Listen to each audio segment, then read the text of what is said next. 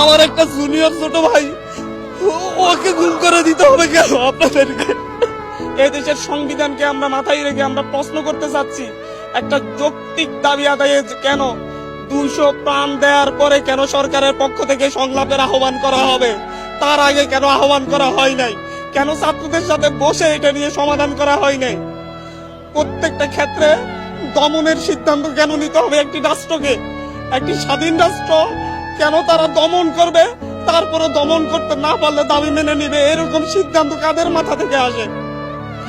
আজকে যে স্বরাষ্ট্রমন্ত্রীর আন্ডারের পুলিশ বাহিনী, যে স্বরাষ্ট্রমন্ত্রীর আন্ডারে র্যাব বাহিনী, যে স্বরাষ্ট্রমন্ত্রীর আন্ডারে বিজিবি বাহিনী, যাদের মাধ্যমে আমার ভাইয়েরা খুন হয়েছে, সেই স্বরাষ্ট্রমন্ত্রীর সাথে আমাদেরকে বসার জন্য আহ্বান জানানো হচ্ছে। উনি কি এই যে 200 লাশ পড়েছে এটার জন্য কি উনি অনুতপ্ত? এটার জন্য কি উনি দায় স্বীকার করেছেন? উনি কি ক্ষমা চেয়েছেন? আমরা কিভাবে এই রক্ত খেকো মন্ত্রীদের সাথে আমরা আলোচনা করতে পারি, যারা হচ্ছে রক্তের বন্যা বয়ে এই দেশে একটা অরাজক পরিস্থিতি সৃষ্টি করেছে? আমাদের সাথে তো আগেও বসা যেত, আমরা তো আলাপ আলোচনা করতে পারতাম, এর সমাধান হইতো। যে যুক্তিগুলা তুলে ধরতো, আমরা আমাদের যুক্তিগুলা তুলে ধরতাম, সুন্দর সমাধান কেউ হতে পারতো না? এই লাশগুলার দায় কে নিবে? আজকে এখানে আপনাদের কাছে দাঁড়িয়েছি অবিলম্বে আমাদের ভাইদের যাদেরকে গুম করা হয়েছে, যাদের আমরা খোঁজ পাচ্ছি না, তাদের অবিলম্বে সন্ধান দিতে হবে। 24 ঘন্টার মধ্যে সন্ধান না দিলে আমি আমার ভাইদেরকে নিয়ে আমি রাস্তায় শুয়ে থাকবো। আমরা আমাদের ভাইদের খোঁজ না পাওয়া পর্যন্ত প্রয়োজন আমাদেরকেও গুম করে নিয়ে যান। আমরা কেন বাইরে থেকে কান্না করব?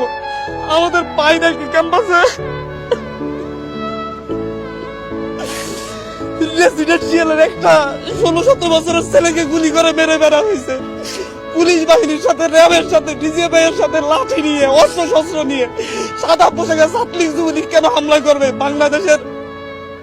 বাংলাদেশের পুলিশ বাহিনী, বিজিবি এরা কি এতটা অপদার্থ হয়ে গিয়েছে যে আপনাদের সশস্ত্র গুন্ডা বাহিনীকে লাগবে আমাদের ভাইদেরকে নিধন করার জন্য? আমি আজকে সকালে পত্রিকা পড়তেছিলাম, পত্রিকায় দেখলাম যে বিভিন্ন মন্ত্রীরা, ক্ষমতাসীন দলের বিভিন্ন নেতারা হুমকি দিচ্ছেন এরপরে যদি আন্দোলন না থামে ওনারা দমন করবেন। ওনারা ছাত্র আন্দোলন দমন করার চিন্তা করেন। ওনারা ভুলে যাচ্ছেন 1952 সালে দমন করতে গিয়ে পাকিস্তানি হানাদাররা ব্যর্থ হয়েছে, 69-এ ব্যর্থ হয়েছে, 64-তে ব্যর্থ হয়েছে, 66-তে ব্যর্থ হয়েছে। ওনারা কিভাবে সফল হবেন? নিজে আতঙ্কিত। আমি এখানে এসেছি আমার জীবনের মায়া নিয়ে, আশপাশে ডিজিএফআই ডিবির লোকজন ঘুরে বেড়া করতেছে। আপনাদের এখান থেকে উঠে যাওয়ার পর হয়তো আমারও আর খোঁজ পাওয়া যাবে না।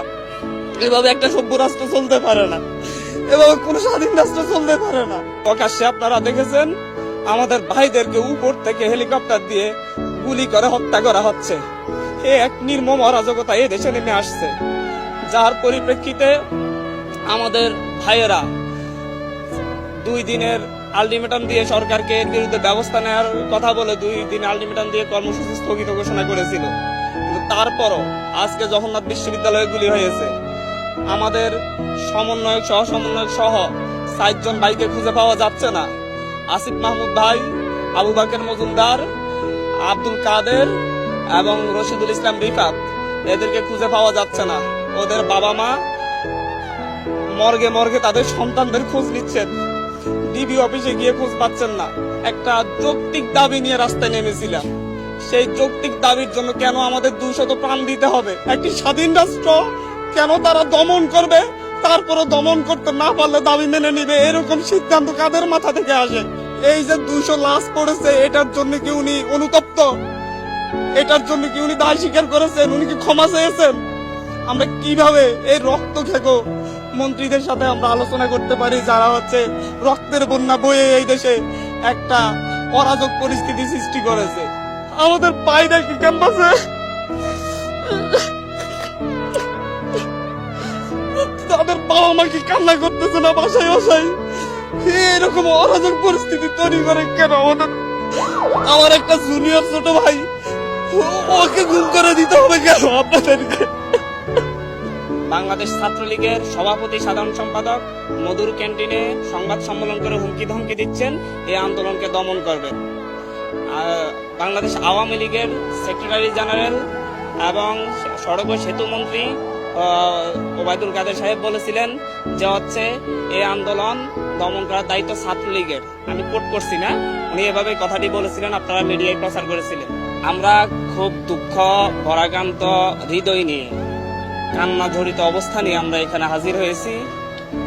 আমরা গত মাসের 2 জুন হাইকোর্টের একটা রায়ের পরিপ্রেক্ষিতে বাংলাদেশের শিক্ষার্থীদের বিরুদ্ধে যে কোটা বৈষম্য চলে আসতেছিল, সেই বৈষম্যের বিরুদ্ধে ছাত্ররা খুবই শান্তিপূর্ণভাবে দীর্ঘ সময় ধরে আন্দোলন করে আসছিলাম। আমরা 30 জুন পর্যন্ত সরকারকে আলটিমেটাম দিয়েছিলাম যে অতি দ্রুত যেন হাইকোর্টের রায় স্থগিত করে আমাদের দাবিগুলা নিয়ে সরকার বিচার বিভাগের মাধ্যমে হাইকোর্টের রায় স্থগিত করে আমাদের দাবিগুলা নিয়ে আলাপ আলোচনা করে। কিন্তু 30 তারিখ পর্যন্ত সরকারের পক্ষ থেকে কোনো ধরনের আলাপ আলোচনা করা হয় নাই।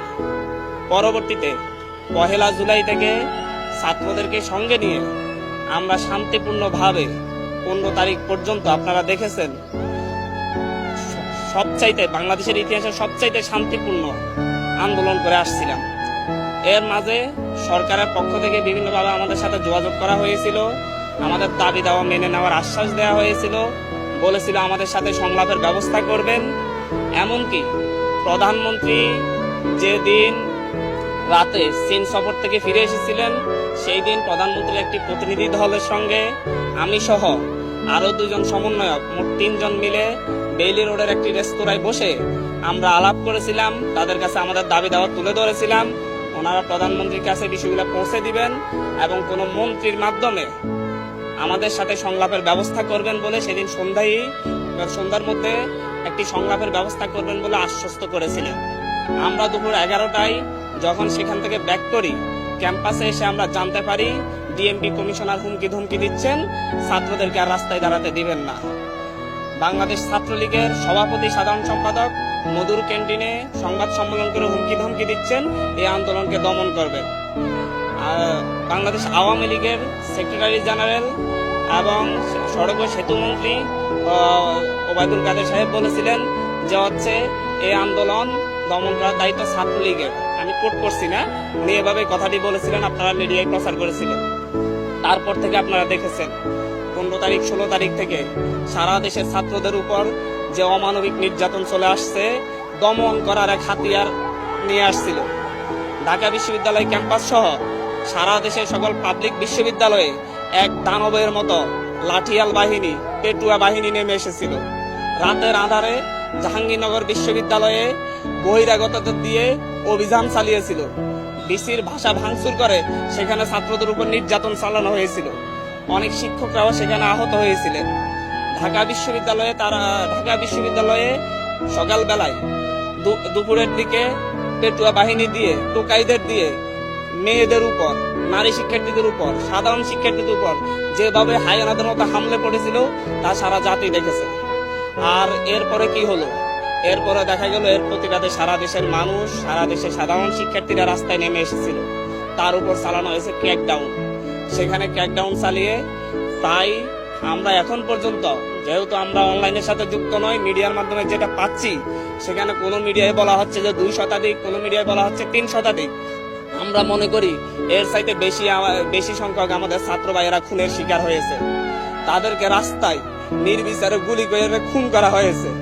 প্রকাশ্যে আপনারা দেখেছেন আমাদের ভাইদেরকে উপর থেকে হেলিকপ্টার দিয়ে গুলি করে হত্যা করা হচ্ছে।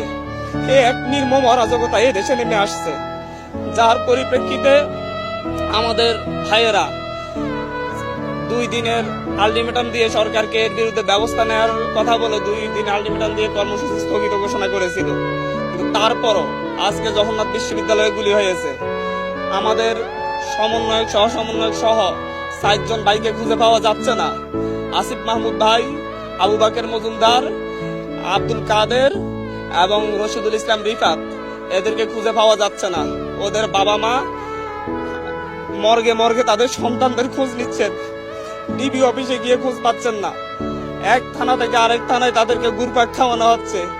এ কোন স্বাধীন সভ্য রাষ্ট্রে আমরা বসবাস করতেছি? আমরা এই জাতির কাছে প্রশ্ন রাখছি, আমরা প্রধানমন্ত্রীর কাছে প্রশ্ন রাখছি। 71-এ কি 30 লক্ষ শহীদেরা রক্ত দিয়ে আমাদেরকে এরকম একটা রাষ্ট্র উপহার দেওয়ার জন্য রক্ত দিয়েছিলেন?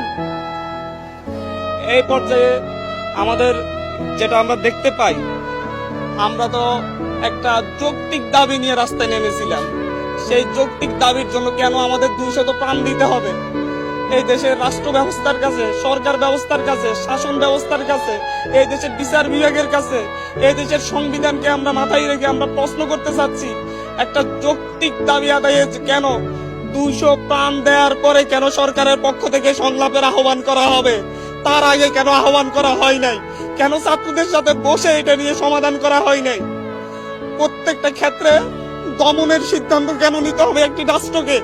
একটি স্বাধীন রাষ্ট্র কেন তারা দমন করবে, তারপরে দমন করতে না পারলে দাবি মেনে নিবে? এরকম সিদ্ধান্ত কাদের মাথা থেকে আসে?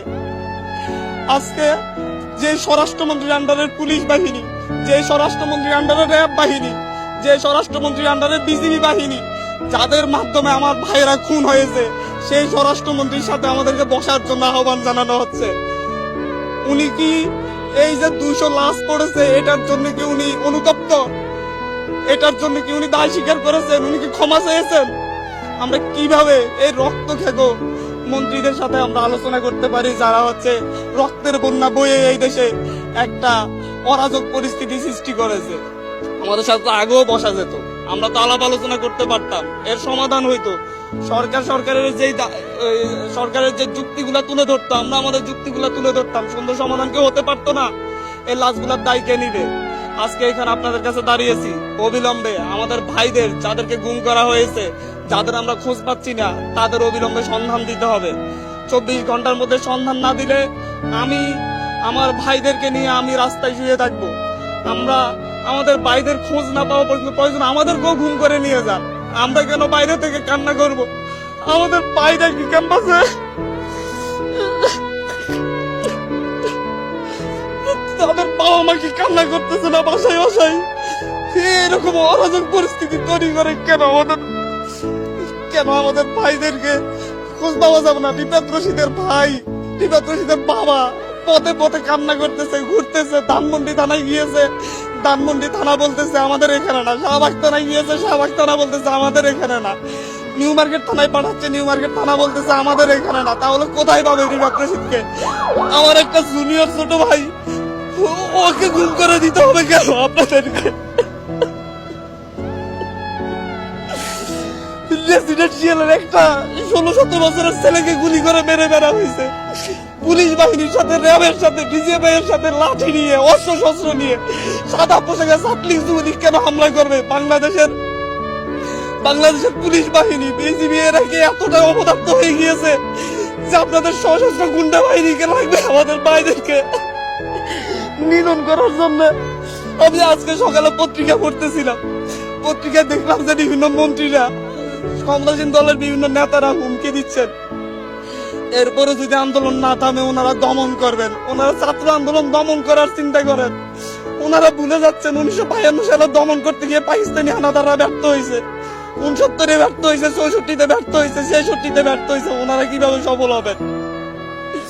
ওনাদেরকে এখনো বলবো, আমাদের প্রতিটা ক্যাম্পাসে নিরাপত্তা নিশ্চিত করুন, আমাদের ভাইদেরকে ছেড়ে দিন। আমি নিজে আতঙ্কিত। আমি এখানে এসেছি আমার জীবনের মায়া নিয়ে, আশপাশে ডিজিএফআই, ডিবির লোকজন ঘুরে বেড়া করতেছে। আপনাদের এখান থেকে উঠে যাওয়ার পর হয়তো আমারও আর খোঁজ পাওয়া যাবে না।